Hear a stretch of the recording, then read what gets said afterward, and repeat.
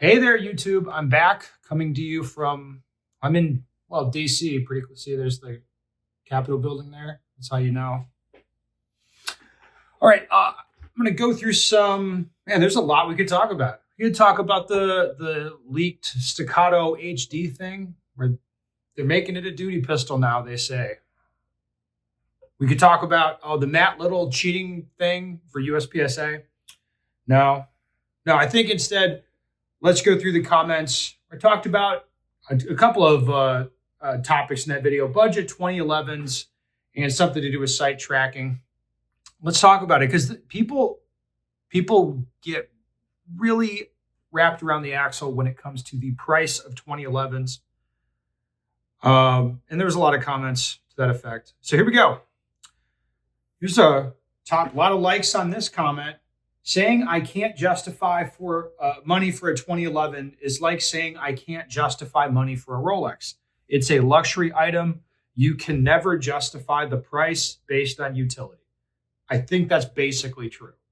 Maybe you want to argue about this or that type of 2011 or this or that Rolex or whatever, but you don't buy a Rolex to know the time. At least nobody I know buys Rolexes so they know what time it is. The same as if you just want to carry a little something for like a defensive situation or whatever. Not many people I know are going to be like, oh, I'm going to buy a 2011 for that. It's like, no, probably they're buying that because they like it.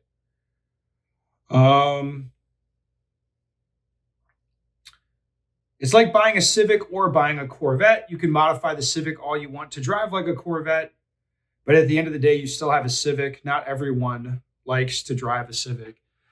Yeah, I found like the experience of like modifying stuff, it tends to not be that great. I mean, cars are way worse, but I mean, like you get a gun and you think I'm going to modify it and like make it work like this other thing over here. It's like sometimes that happens. That doesn't always happen.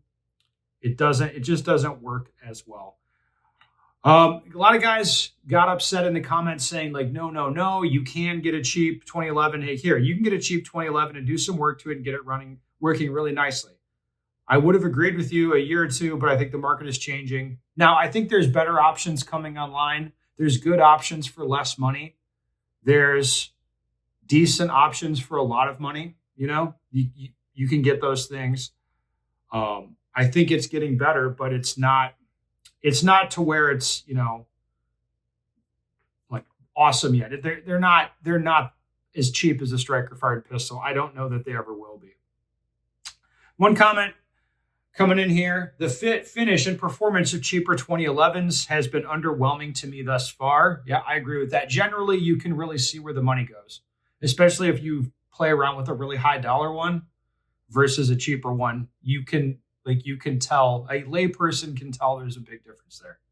All right, modifying 2011s involves enough fitting and blending that you're just insourcing the gunsmithing cost of a nicer 2011 by performing it yourself, and your mileage will vary based on your own attention to detail and mechanical affinity. There's something else I'd say here. And this is how I work. I would rather pay someone else to do the thing, generally speaking, even if I can save a little bit doing it myself.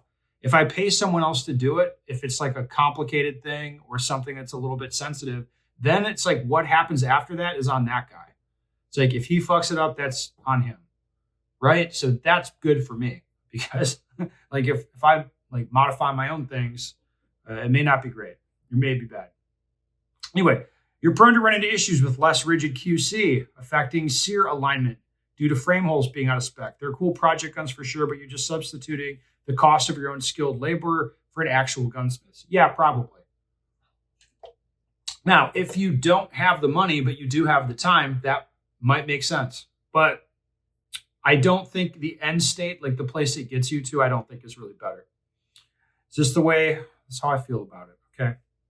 Let's talk some more about these friggin' 2011s.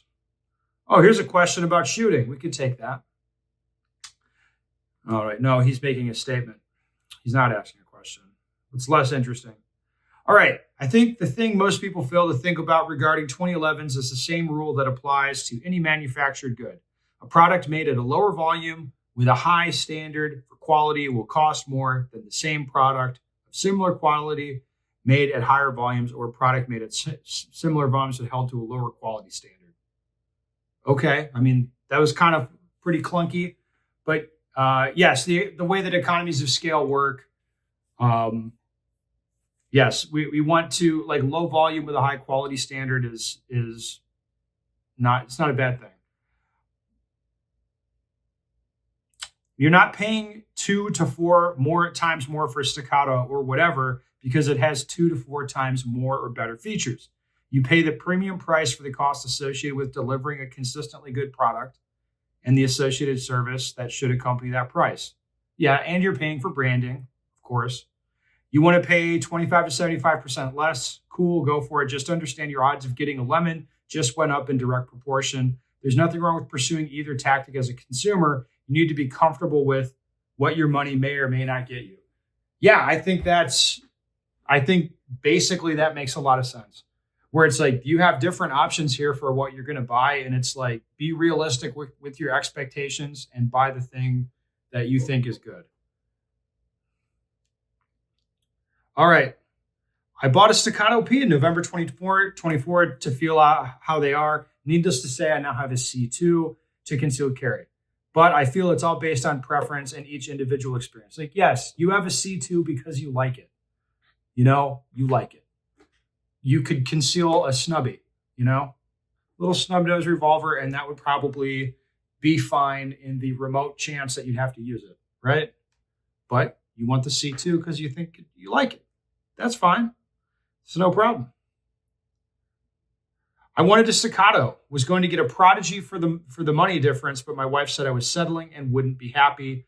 She said, get the Staccato. I have a Staccato P. Yeah, okay. I mean, I think you might get a Prodigy and be happy with it, but I think the odds of getting a Staccato that is kind of more or less flawless, probably better odds. Okay. Having recently gone down the budget 2011 road, I have to say that Tisa's B9R is the best value for the money. I have heard good things about some of the Tisa stuff. Still uses Staccato mags. The slide frame and turtles are all heat treated. Hammer forged 4140. I guess that's good, right? 4140 is a good number. With some simple stonework and spring tuning, I got the trigger to a crisp 3 pounds. The grip isn't grippy, but nothing sports tape wasn't able to fix. Yeah, so like, this guy's doing it like he can do the budget thing, but he's doing stonework. Like, I don't like, he ended his thing like, roast me for Turk garbage, but it's nice garbage. It's like, I don't care if you have a Turkish gun. If you like the gun, that's fine. Ben put the sight mark on the JP5. That is not a bad idea, actually. It's the best idea I've seen all day. Okay, anything else? My bone stock Prodigy has been perfect. The trigger is sick. No need to change a thing.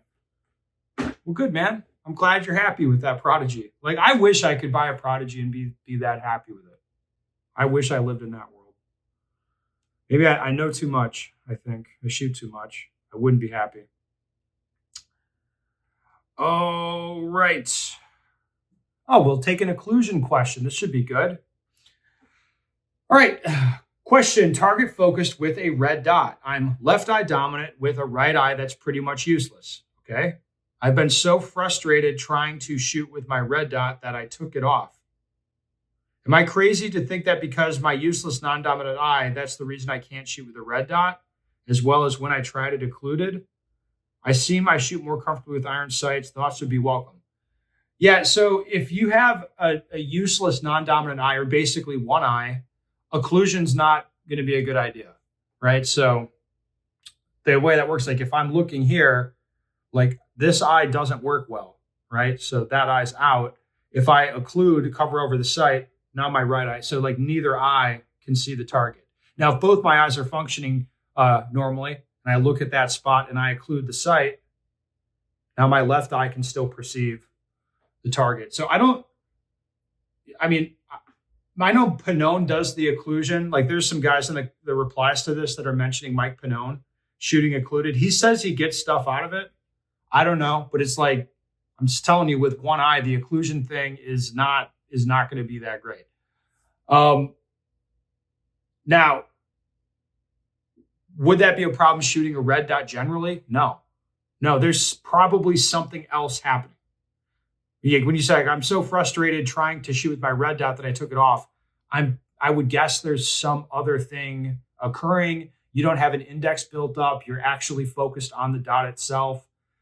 Maybe you find the movement busy or distracting of the sight in recoil. I don't know. But what I'm reading, it doesn't sound like the issue is strictly related to the problem you have with your eyes. Not necessarily. It just doesn't seem that way, because like only having one eye should not be a problem, strictly speaking, for a dot. Oh, anyway, there we go. We got a productive question in there. All right. Well, guys, I'll leave it there. If you have other things you want me to talk about, questions or comments, put them below.